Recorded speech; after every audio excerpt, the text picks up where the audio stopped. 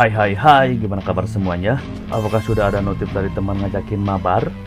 Ya, pada film kali ini kita akan membahas pertemanan dua agen rahasia yang harus adu mekanik saling serang satu sama lain dikarenakan satu target yang sama dengan misi dan kepentingan yang berbeda. Walaupun hal seperti ini sangatlah langka, tapi ketika film berbicara hal yang mungkin menjadi mungkin, yang tak mungkin menjadi mungkin, yang tidak mungkin menjadi mungkin, tanpa banyak basa dan basi, mari kita gaskan!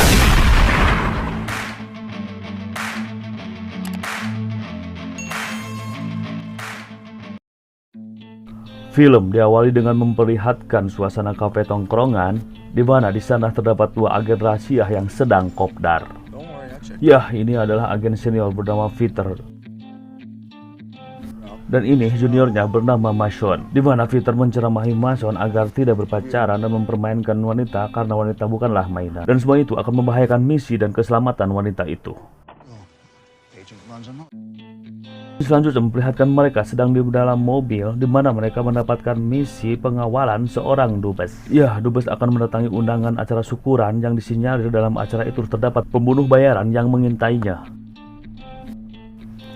Peter mengatur strategi dengan menempatkan dahulu Mason di tempat acara itu berlangsung. Peter pun meminta menukar pakaiannya dengan sang dubes agar si penjahat mengira Peterlah dubesnya. Ini adalah Haley, sesama agen rahasia yang bertugas menginformasikan pesan-pesan dari markas pusat. Sampailah di tempat acara syukuran itu. Mason yang sudah bersiap dengan senapan AWM-nya mulai mengunci target-target yang dicurigai dapat membahayakan.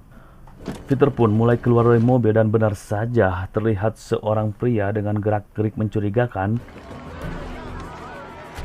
Peter pun menyadari adanya ancaman namun meminta Mason agar menahan tembakannya terlebih dahulu.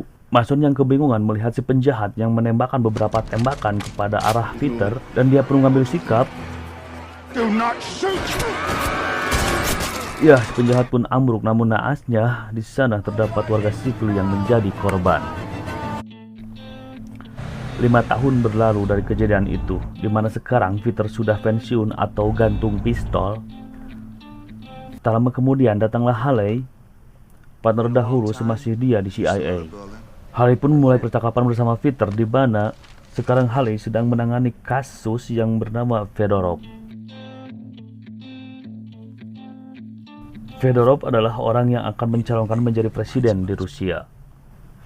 Haley meminta bantuan Peter untuk membebaskan agennya yang sekarang menjadi mata-mata di Fedorov. Agen itu bernama Talia. Peter pun sangat mengenal Talia dan akan memikirkannya terlebih dahulu ajakan dari Haley. Di sini selanjutnya berpindah ke gedung Kongres Rusia.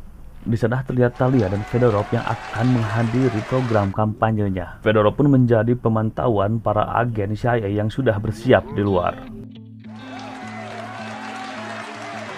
Ketika Fedorov sedang berpidato, Talia pun bergegas pergi meninggalkan Fedorov dan menuju ruang kamar Fedorov.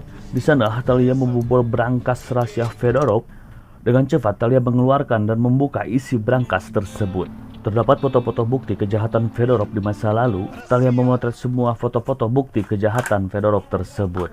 Talia pun bergegas pergi meninggalkan ruangan tersebut.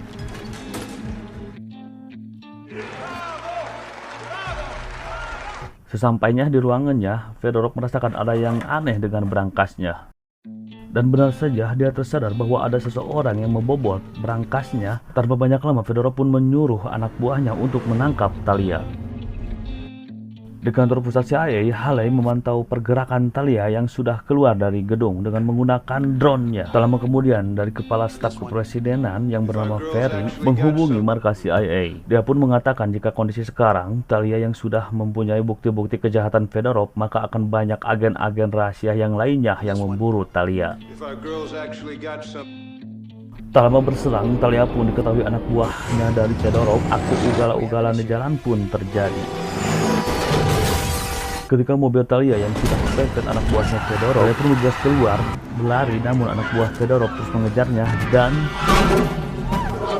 Ya, disinilah muncul Peter menyuruh Talia agar cepat memasuki mobilnya.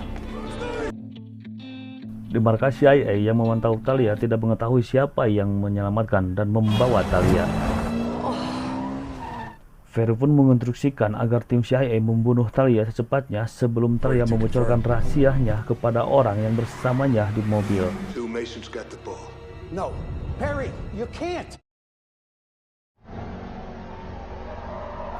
Di dalam mobil, Talia memberitahukan kepada Peter bahwa ada saksi hidup yang mengetahui semua kejahatan Fedorov. Ya, saksi itu adalah bernama Mira Filipova. Dengan cepat, info tersebut disampaikan Peter kepada Harley melalui telepon genggamnya.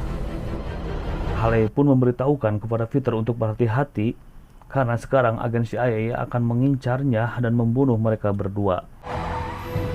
Di atas gedung, Mason dengan senapan AWM-nya sudah bersiap siaga mengincar mobil Peter.